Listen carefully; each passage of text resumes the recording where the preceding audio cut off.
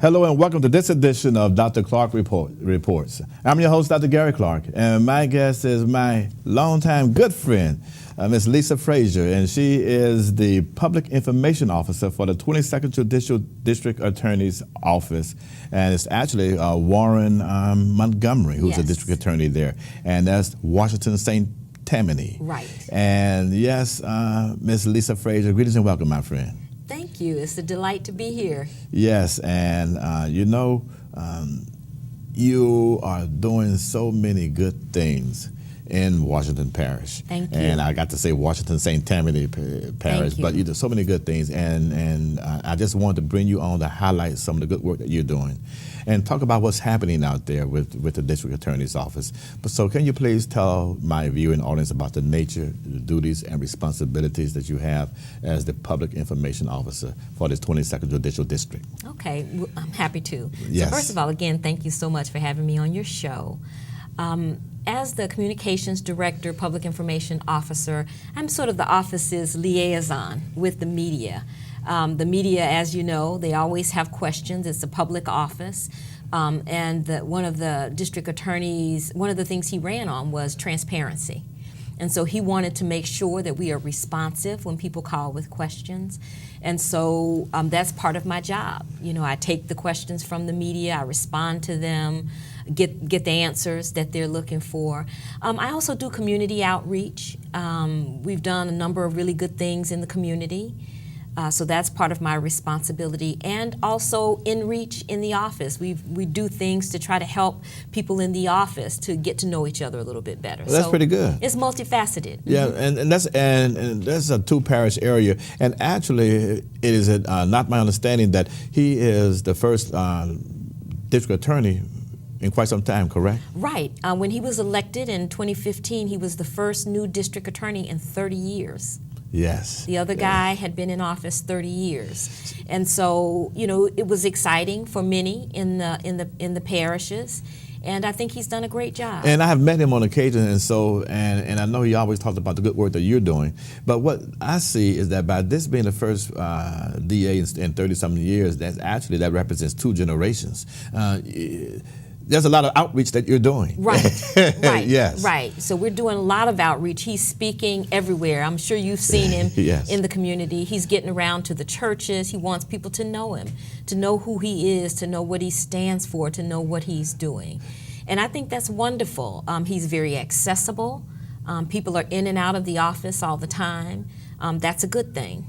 Yeah, and you know, as Public Information Officer, you to some extent that could be a hot seat because when it's good, you have to go. It's great to tell the good news, right. And when it's bad, you still have to go and filter through the bad and give it in such a way that individuals understand. What becomes the central component for you as an officer and communications director, and what becomes central to you when you come to work in the morning that you say, all right, this is important to me to deliver a particular message? I think the important thing for me as well as for the district attorney is transparency and truth. Yes. And I think if you're just telling people the truth, you're not having to worry about how it's filtered. You know, and so that's what we're doing. You know, there are things that, you know, that I've had to learn as a reporter. You know, when you're working with specific cases, sometimes you can't talk about certain things. But if it's public information, if people have a right to have access to it, his philosophy and mine is to give them access. And so that makes my job very easy. Now, your temperament, what is your temperament that you bring to the position? I think that most of the time, I'm pretty calm. And most of the time, I think that that's helpful. You know, I understand media, having worked in media 30 plus years, so I understand the nature of what they do. I understand their deadlines. I understand what they're facing. And so that guides me, you know, when I'm responding to them. And I think they find that helpful. Now, you're in the Florida parishes, and give us a sense of the culture out there. What's the culture like and the approach? Because I know that you have to have different approaches when it comes to culture and the dynamics which that come into play. And I know it's rural, but it's also suburban. Right. You have working class, but you also have middle and upper middle class, and so you have a big mix out there. It's one of the great secrets in our state. Yes, that's true, and I think the 22nd Judicial District is probably the greatest example of that because you have St. Tammany on the one hand, one of the wealthiest parishes in the state, and then on the other hand, you have Washington Parish, which is one of the poorest parishes in our state, and so both of those make up the 22nd Judicial District. So you have all kinds of people. And so it is an interesting mix. I think people, are very law and order, in St. Tammany and Washington parishes. But what we are finding also is that they want to help people. Yeah. And I think that with this district attorney, he is strong, when it comes to law enforcement and doing the right thing, but he also sees his job as a minister of justice. And justice also means that when you can help people legally, you can do that. And that's one of the things that one of the programs that we're working on is called Fresh Start. And that sort of falls under that umbrella. And Fresh Start, what does that involve? The Fresh Start program is an expungement program. State law actually sets up a mechanism by which people can get their records expunged or basically sealed or cleared, their criminal record, but only certain kinds of crimes apply. But state law sets up the criteria, and after a certain amount of time, and in certain cases, people are able to clear their criminal records. And so what the district attorney is doing is he's making that available, or he's providing access to people who traditionally haven't been able to afford to do it because it's a very expensive process. Normally, the fees alone cost $550. The fees alone. That's a big whop. That's a big whop. And then most people have to hire an attorney on top of those fees to handle it for them. So you could easily be talking about $2,000, $2,500.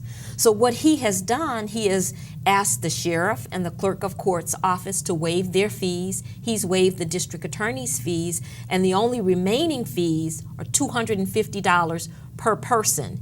And he has actually done fundraising in the community to cover $150 of that $250.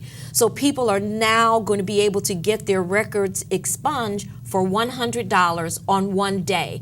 And so we're actually going through a screening process now. Of course, there are limited funds, so we're only going to be able to do that for 100 people. But just think about that. I mean, he actually went out and did the fundraising to help 100 people be able to clear their records and get a fresh start. That means the world to people who are looking for a job, or who did something maybe when they were a young adult or a teenager and it's still on their record, and it follows them every time they go to apply for a job. Well, I know those expungement programs have been very successful around the state, and to do this in your area, I think is very exciting. We're excited about it, and we're going to help a lot of people. 100 people, that's no small thing. And these are people who, many of whom probably wouldn't have been able to afford it otherwise. Well, this falls still as part of that umbrella that we talked about, that you were telling me about before we began, and that is the nature of the community outreach. Right. And I'm thinking that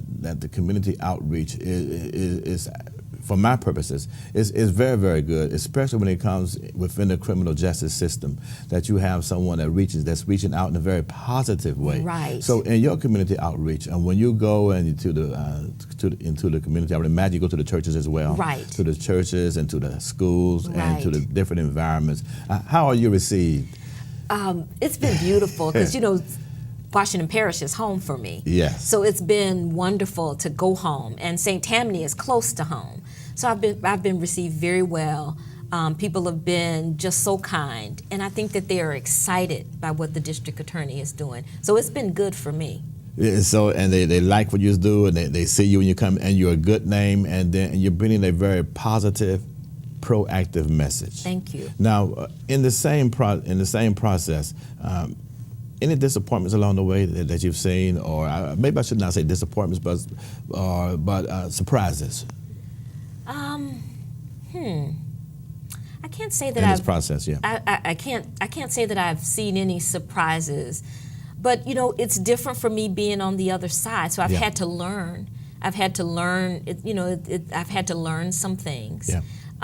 You know, just basically how the criminal justice system works, and you know, it's been eye-opening in a lot of ways. I've been excited to see the efforts at criminal justice reform. And I think that, you know, there are miles to go along that road. Now, the system there, and because we talk about the criminal justice system, what are the players like in that part of the state, within the system? I don't think they're unlike the players anywhere, you know, just on a smaller scale. You know, they're the same everywhere. You know, you have... one of the things that I found is that you have a lot of people, a lot of really good people who are working hard to help people. And I don't think that, especially in St. Tammany, you hear about that. I just finished... That's what I want us to hear. That's I just finished a leadership St. Tammany. I was in the last leadership class. And as part of that leadership class, I sort of got to see St. Tammany in a more thorough way. And I think one of the things that was surprising to me, all the people who are out there really trying to do good, you don't hear about those. You don't hear about that side of St. Tammany because St. Tammany has this reputation of being St. Slaminy. You know, that's what we hear about. Yes. But there are a lot of people out there who are doing good and who are doing good for poor people, for people who have a hard way to go. There's a lot going on sort of behind the scenes. What issues do you see within the system that you see that your office has to deal with a lot in terms of within the criminal justice system? I don't think you don't have the murder rate by any means that you find in other parts of the state. But what are some of the issues that you have to deal with as a public information officer? Right, we see the gamut. You know, we see the gamut. We don't have the murder rate, obviously, of New Orleans, but we do have murders in the parish. One of the things that the district attorney has addressed, from the beginning, was domestic violence, because a large percentage of the murders in St. Tammany and Washington parishes are domestic in nature. So one of the things he did was expand the domestic violence unit. It was a small unit, basically one attorney and one investigator before he came on board, and it was just overwhelming for one person. So he greatly expanded that staff. He added another attorney, an investigator, a victim assistance coordinator, and basically changed the way they worked. They cleared a whole backlog of cases, and they have far fewer cases that are thrown out for lack of evidence. So by attacking the domestic violence issue, in some ways he's attacking the murder rate in the parish. But you have the gamut. The same things that you see across the state are true in St. Tammany as well, maybe just on a smaller scale. On a different scale, different level. Now, I would imagine that you would have to have at your fingertips the names of everyone in the media, with the newspapers, the television stations, and all of that. Does it work like that? I have a pretty good list. I have a pretty And they good call list. you have to call them. How does it work? Well, we have reporters who cover us pretty regularly. And so you get to know who they are. I've been away for a long time, so I didn't know everybody. But some of the people who cover us, I actually used to work with. They were my former colleagues. And so, you know, I have gotten to know the people who cover us. So I have a pretty good list, and I send them news, and of course they call me when they want questions answered. So, and you develop a trusting relationship, I would imagine, with them. A good relationship, should I say? A good relationship. I don't know if you call it trust, but I think the people who cover us do a fair job. You know, I understand their job, you know, because I used to do it. Yes. And I do believe that they're just trying to do their jobs. You know, they're trying to get information. So I think they see that we're trying to be honest, and we're trying to be responsive, and we're trying to be transparent. And so it's been a good working relationship. Well, you know, and that's the beauty of this. We're going to address this too, because you have such a rich and diverse and dynamic history and Thank professional you. development. I want my viewing audience to hear it and to know about, to see it and to know about it. And so, will you please tell my viewing audience the Lisa Frazier story? Oh, wow. Oh, yes. And we all know you're from Bogalusa, Washington Parish. I'm from Bogalusa. Bogalusa is us. home. Most of my family is still in Bogalusa, so my heart is in Bogalusa. It's a small town. That's where I grew up. That's where I was shaped. I had many people who sowed beautiful seeds into me.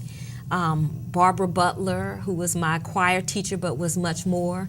Ada Hannibal Green, she was the guidance counselor at Bogalusa High School, but she was much more than a guidance counselor. She sort of became my life guide. They made sure that we were exposed to things. I was a member of a club called the Spartanette Service Club. It was a girls' club. And they exposed us to life. I mean, I remember as a girl, we would come to the city, to the Ebony Fashion Fair, and then we would go and eat at Dookie Chase's restaurant. We would go on trips for the summer. The first time I rode on an airplane, it was with the Spartanette Service Club. So they exposed us to life. Ada Hannibal Green brought me to Dillard University. She was a Dillard grad. And so she would take a group of us every year to Dillard University. She wanted us to see her alma mater. She would bring Vernice O'Neill, who at that time was the admissions director. She would bring her to Bogalusa High School. So we were exposed to universities. It was a given that was the next step. There was no question. It was not if you were going to college, it was when you go. And so in high school, they started preparing us for that. And so Bogalusa was my launching pad. And I honestly believed when I graduated from Bogalusa that I could do anything. You know, I wasn't the top graduate. I wasn't the smartest person in my class. But they put something in me that made me believe that I could do anything. Yes. And so when I got beautiful. to Dillard from this little small town, I found more of the same. And what was your major at Dillard? Yes. My major was English initially. Yes. And then in my sophomore year, I took some communications classes. They were just starting the mass communication. So you found more of the same at Dillard, yes. I found more of the same. They were just starting mass comm, and then I just found people who nurtured me and who thought that they saw something in me. Who were some of the ones at the university that you worked with? Well, one of the first communications professors was Joyce Davis. Oh, yeah. Okay. She happened to work at the Times-Picayune at the time as an assistant city editor, and I took a feature writing course from her. And she thought I could write. And she told me, she said, you really should apply for an internship at the Times-Picayune. And at that time, I had no clips, no experience. I don't know if I would have gotten that internship today. But she went and talked to Jim Amos, who at that time was the city editor. Yes. And he gave me a shot. And I did an internship at the Times-Picayune, and it changed the course of my life. And you worked at the Times-Picayune. Tell us about that experience. I did. After Dillard, I went on to graduate school, got a master's from Northwestern.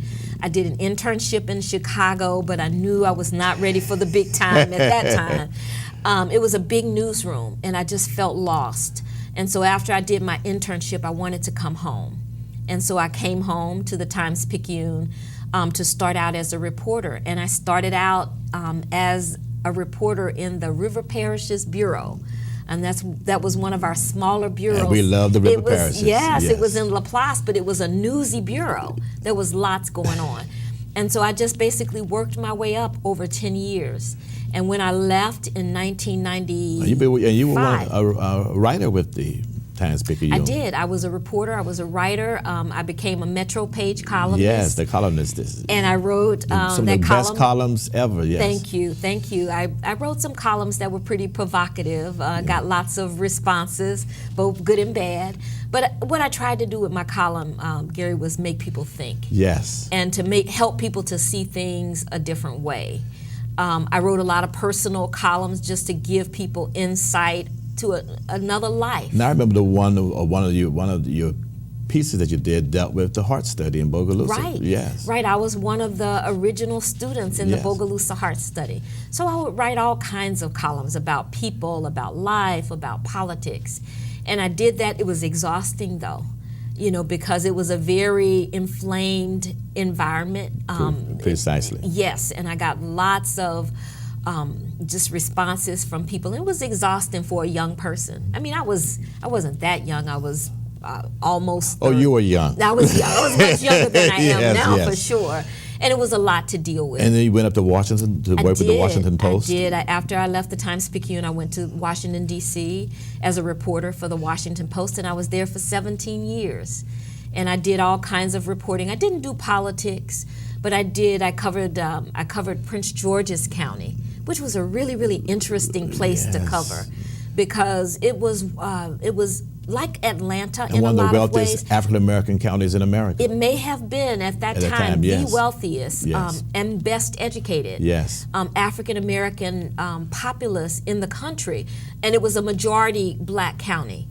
It had its share of issues, you know. We know some of the Yes. elected officials, etc. Right. Some of the Yes. and then the school system was still trying to figure out how to soar. So I was covering education at that time, and as an education reporter, you're really writing about everything, because everything makes its way into the schools, as Yes. you know. So it was a fun time to be in Prince George's County.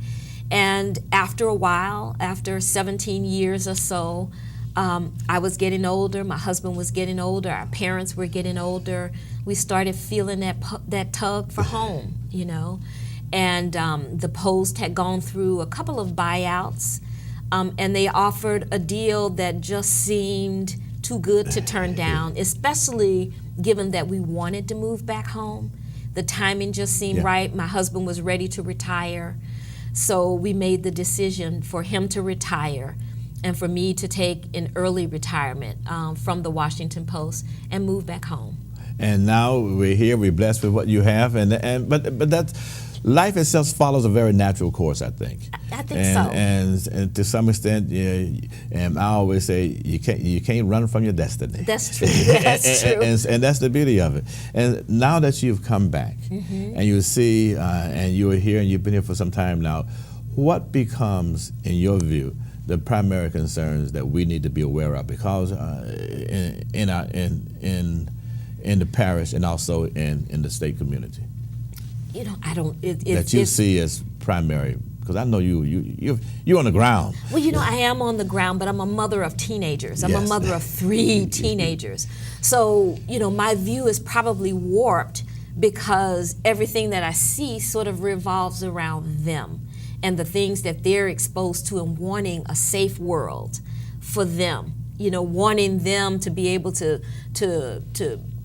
live and work in a community that's safe and that's viable and that a good quality of life. A good quality of life for them. It would be great if they're able to, you know, graduate from college and return to New Orleans or wherever and live close and have a really good quality of life. So those are the kinds of issues that I most see. I'm mostly now just sort of absorbed in being a mother of 3, a working mother, you know, working outside the home, because obviously mothers who are at home are working just as hard, if not harder, but just trying to balance working outside the home with raising 3 teenagers. Right, and those become very real concerns, because when you go to work and you return home, what you're really thinking about is the next generation. Exactly. How are you all going to function in this society? Exactly. And have the kind of not just maneuverability, but a dexterity of movement, so that if for employment alone. Right. Yes. And I'm something very basic as that. concerned. I'm Yes. concerned too about the racial environment. Yes. You know, that we find ourselves in this moment. You know, what kind of world are my children going to grow up in? The polarization. It's so polarized, so much so that I worry, you know, when I leave them, because obviously when they go to school in our neighborhood, for the most part, we're living around people who don't look like them. And it's very easy, you know, in my view, you know, when I see my boys walking in my neighborhood, I imagine Trayvon, you know, so I worry a lot about the racial polarization, and I want to be part of finding a way for people to listen to each other, because I think that whatever kind of movement changes the environment is going to have to be from the bottom up. because a lot of times at the top, there are just so many competing agendas. And on the ground, it's a little bit different. Regardless of what your political affiliation is, we can find some common ground. Yes. And so I think that the change is going to have to bubble up from the bottom, from the people who are on the ground, who decide this is not how I want to live, this is not the environment that I want my children to live in. We have to do something different. Well, I want to address this because by the time this program airs, we would have selected here in Orleans Parish a mayor. Right. It would be the first female mayor. But what happens is this: there is a whole generation that we see, a whole period now where women are coming into their own in almost every aspect of society. How do you see that? That's exciting. Yes. That's exciting to me. Professional women, yes. That's exciting to me, and it's exciting to me that the city is going to have its first female mayor. I think that's exciting. I mean, women will get a chance to show, their power, their intelligence, all the things, that have the grounds that have traditionally been covered by men. Public information officer. True. From the true. White House all the way down Right. to various units around the country. Absolutely. Yes. And the problems are huge. The problems are huge. And so, whoever is elected mayor of the city, she's going to have her hands full, but I want her to be successful. And there are, men, women, everybody else, we're all going to have to come together and support whoever that person is to create the kind of community we want it to be. Now, in your profession, and actually it's two professions, there's a dualism here, but I want to address that. How do you see women in your profession? But I also want us to address the fact, before I get to that, the fact that in your profession, how you have developed, and you've published 6 books. You're an author, published author, and some of your titles are what? Well, the first book I did, it was called The Pact: 3 Young Men Make a Promise and Fulfill a Dream. That was the first autograph you gave me on that was my first book. And Yes. It was really, I don't want to say by accident, but I was listening to television and I heard just a clip. These guys were getting an award. And I heard a clip about their story and I was completely mesmerized. And I said, I have to find these guys and write about them. And we have about 1 minute remaining. And I wrote about them yes. for the Washington Post, and it became a book. And so some of your other titles, we have about 1 minute remaining. The most recent one was by, it was a memoir with Dr. Howard Fuller, Okay. No Struggle, No Progress. Oh, yes. Yeah, and then the other one with the Little Rock Nine, it's the story of Carlotta Walls, A Yes. Mighty Long Way. Yes. So, and there have been others. They've mostly been memoirs. I help people tell their story. It's so wonderful. Yeah, I think it's outstanding what you do. Thank you, And Dr. Clark. tell me very quickly your vision for your office as a public information officer in Washington Parish. My vision is to be open, to be transparent, and to help people get to the truth. I think that it's important for public offices to operate with transparency, and that's what I'm trying to be a part of. That's absolutely wonderful. I want to thank you for joining me. Thank you. It's my pleasure. It's Yes, good to see you indeed. It's again good to after all see you. these years. Absolutely. And again, I want to thank my viewing audience for tuning in, and as always, it's been a pleasure.